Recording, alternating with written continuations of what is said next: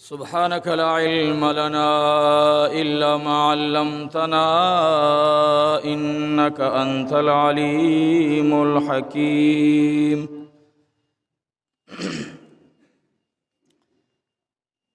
الحمد لله نحمده ونستعينه ونستغفره ونؤمن به ونتوكل عليه ونعوذ بالله من شرور أنفسنا ومن سيئات أعمالنا. من يهده الله فلا مضل له ومن يضلله فلا هادي له. ونشهد أن لا إله إلا الله وحده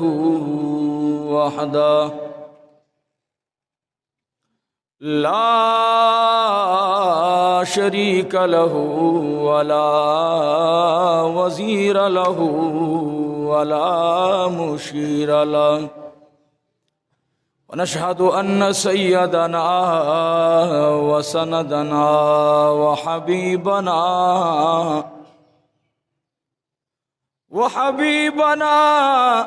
وحبيب ربنا ومولانا محمدا عبده ورسوله أرسله بالحق بشيرا ونذيرا. أما بعد فأعوذ بالله من الشيطان الرجيم. بسم الله الرحمن الرحيم. يا أيها الذين آمنوا كتب عليكم الصيام كما كتب على الذين من قبلكم لعلكم تتقون. أياما معدودات. فمن كان منكم مريضا أو على سفر فعدة من أيام أخر. وعلى الذين يطيقونه فدية طعام مسكين. فمن تطوع خيرا فهو خير له وأن تصوموا خير لكم إن كنتم تعلمون. شهر رمضان الذي أنزل فيه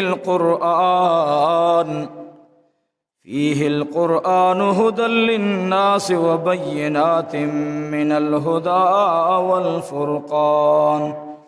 فمن شهد منكم الشهر فليصمه ومن كان مريضا أو على سفر فعدة من أيام أخر.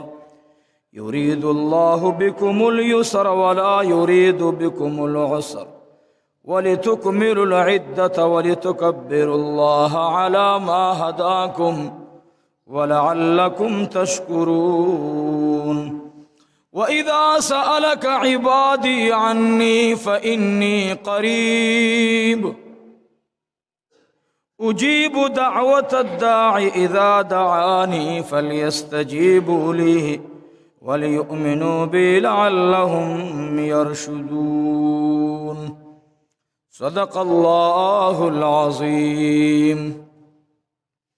هو الحبيب الذي ترجى شفاعته لكل حول من الأحوال مقتحمين. إن الله وملائكته يصلون على النبي يا أيها الذين آمنوا صلوا عليه وسلموا تسليما. اللهم صل على سيدنا ومولانا محمد وعلى آل سيدنا ومولانا محمد وبارك وسلم عليه. وصلى الله على النبي الأمي. اللهم صل وسلم على النبي الأمين. شوق ومحبت سر درود شريف. اللهم صل على سيدنا ومولانا محمد وعلى آل سيدنا ومولانا محمد وبارك وسلم عليه. الله أكبر الله أكبر لا إله إلا الله والله أكبر الله أكبر ولله الحمد. الحمدلله والشکر لله د الله جل جلاله عظیم احسان دی چې موږ او تاسو د رمضان المبارک لومبۍ جمعه باندې الله رب العزت خپل فضل او کرم او احسان ټول سره راجمع کړو. ټول وای الحمدلله. الله رب العزت موږ تاسو ټول ته روح صحت را نصیب کړي. رونو روح صحت یو بهترین نعمت ده. الله جل جلاله قرآن کریم کې د مریض د پاره او د بیمار د پاره سرخصت اعلان کو. مسافر د پاره الله قرآن کریم کې پر رمضان کې رخصت اعلان کو. نو سفر او بیماری دا دواړه ډېر خطرناک سيزونه دي. او کلم چې انسان شکرګزار بنده وګرځي نو بیا دا بیماری د هغه د پاره رحمت او ذریعہ د خوشحالۍ ګرځيږي. کله انسان ناشکریو کی بغاوتو کی نو بیا الله جل جلاله د خدای په خدایتوب کې ایس کمبود ناراضي نور مرته سیوا کی. نن قرآن کریم ترجمه تفسیر کې نهم سپاره کې الله رب العزت فرمایي منگ پدی بنی اسرائیلو باندې قسمه قسم نعمتونه وکړل د پاره د دې چې دوی شاکرین بندگان جوړ شي. ځکه یو ځای کې ورته الله رب العزت فرمایي تاسو ما د زمانه په خلق غوړه کړی وهو فضلکم علی العالمین. تفاسیرو په دې باندې لیکلي چې د دوی غوړواله په څه نسبت سره و. یو نسبت داو چې دوی ټول عمر د غلامۍ په زنجیر کې پند پاتیو. فرعون هغه په دې باندې هغه نخري وکړي چې زنانه لورګانې به چې او شو هغه به پرې خودلې الکان به چې او شو هغه به ته حلال کړل. لوی ظلم دی. ستا شیرخوار بچې ستا د غېږ نه یو سړی را واخلي فخرن په چاړه راکاږي. قاضي بابا رحمت الله علیه په ویل یو د تفسیر د بیان خبره ده چې سړی په میدان کې د قرآن ترجمه کوي او یو په دغه وخت کې به د بنی اسرائیل سحالو.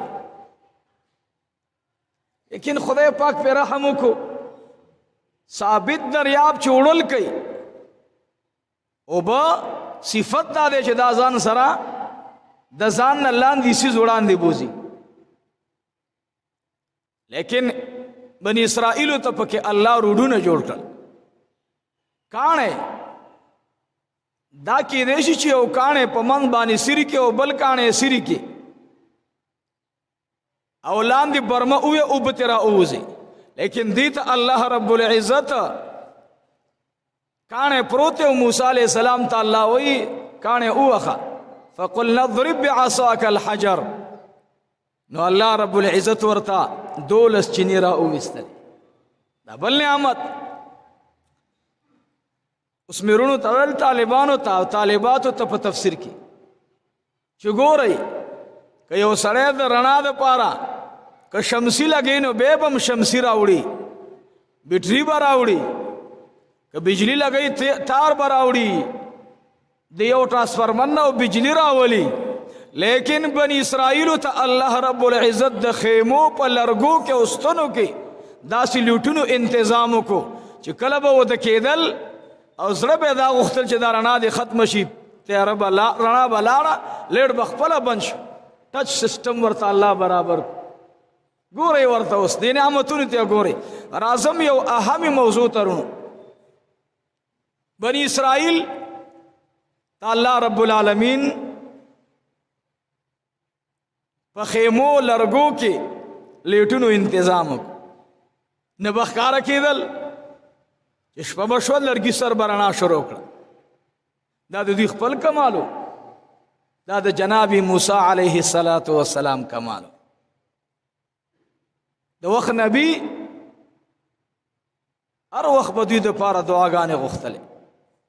او موسی علیه السلام امام الانبیاء علیه السلام فرمایي زما رور موسی کلیم الله علیه التسلیمات هغه باقاعده ګرځېدلو چې څوک نهر نه پاتې شوي.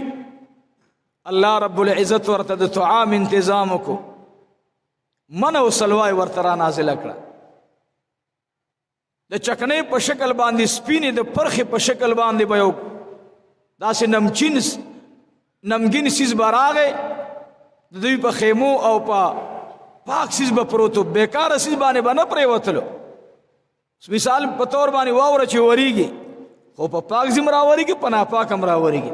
د دوی دپاره الله رب العزت دا به په هغه سیز باندې پرېوتلو چې کوم سیز به پاک سوتره و، په هغې به ورته من راغله، سلوا به ورته راغله، مړزان.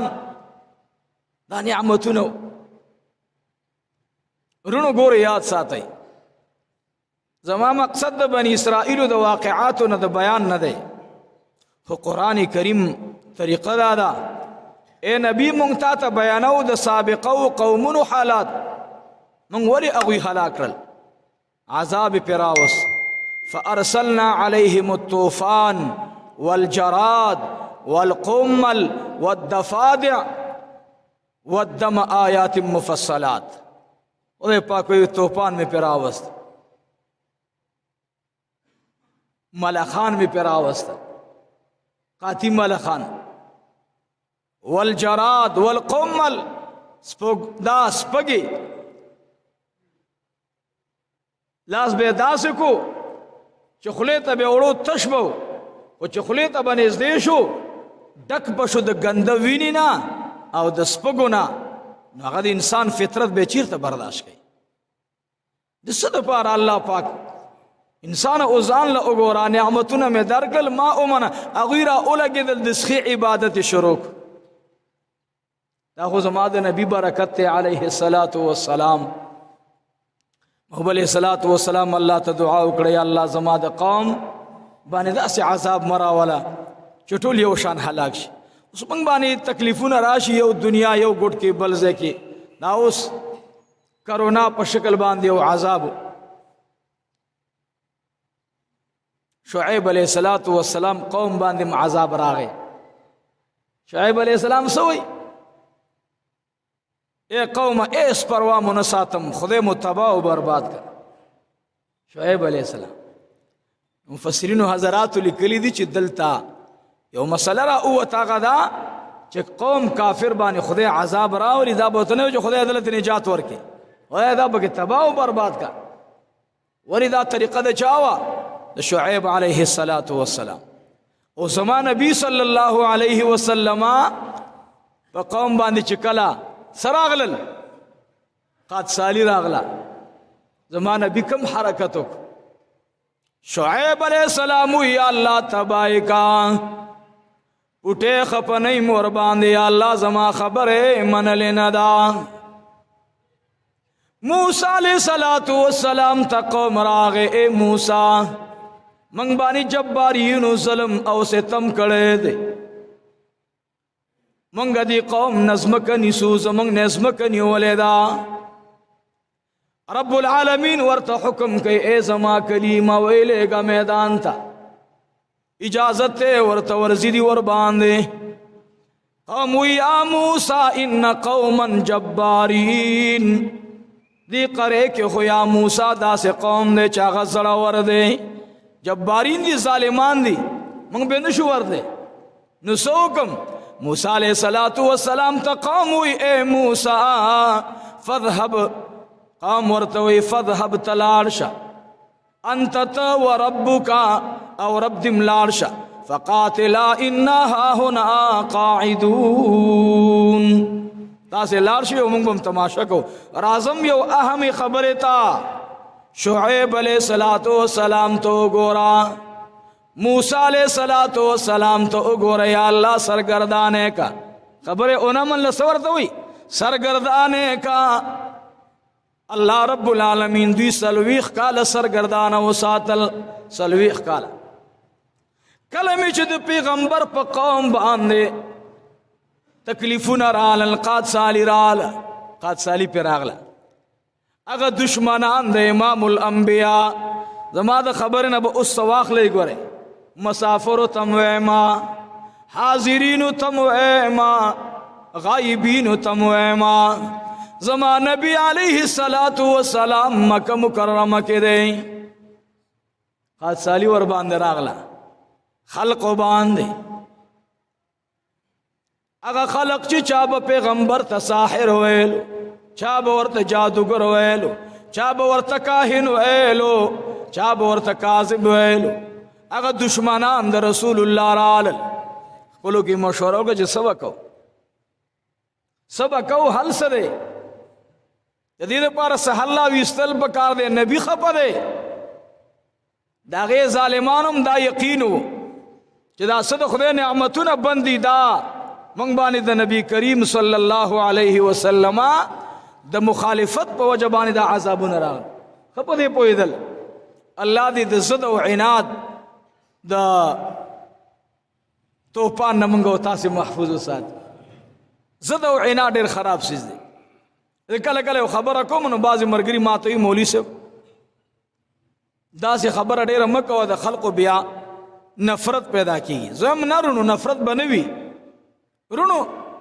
کم قوم چې د حسد او د عناد صادر اغوستی، که هغه پیر دی، که هغه عالم دی، که هغه طالب دی، که هغه تبلیغی دی، که هغه سخی دی، که هغه اجی دی، خو چې د حسد او د کینې صادر اغوستی، عزیزانو یاد ساتئ عبادت اعمال بدنی او مالی څومره چې کېږي هغه قابل قبول نه وي د الله په نزد باندې. پیغمبر علیه الصلاة والسلام ښه پېژندو چې دا رسول الله دی، خاتم النبیین دی، نه یې منلو. لنډه خبره ده، ول دا پیغمبري موږ ته دا پیغمبري ول نه میلاویږي، موږ له دې پیغمبري میلاو شي. که د خدای کلام وي نو خدای په دې ټول عربستان کې د دغه غوندې غریب یتیم یسیر انتخابولو، نه پلار شته او نه مور شته، زمونږ انتخاب به کړی وی. الله اعظم بالله خدای پاک په دې وایي دا خو زما خوښه ده چې چاته زه نبوت ورکوم، چاته پیغمبري ورکوم، چاته خیری کثیر ورکوم. اوس راځم درته قطار پرشتي دا ټکې ځان سره یاد کړئ. پریان دروازه باندې با قطار پرشتي ولاړي، دا ټکې یاد کړئ. مولوي صاحب خبره اغېزه نه بیا وکوایه، دا راته یاد کړئ. خړومبۍ خبره. سلم علی النبی الامین.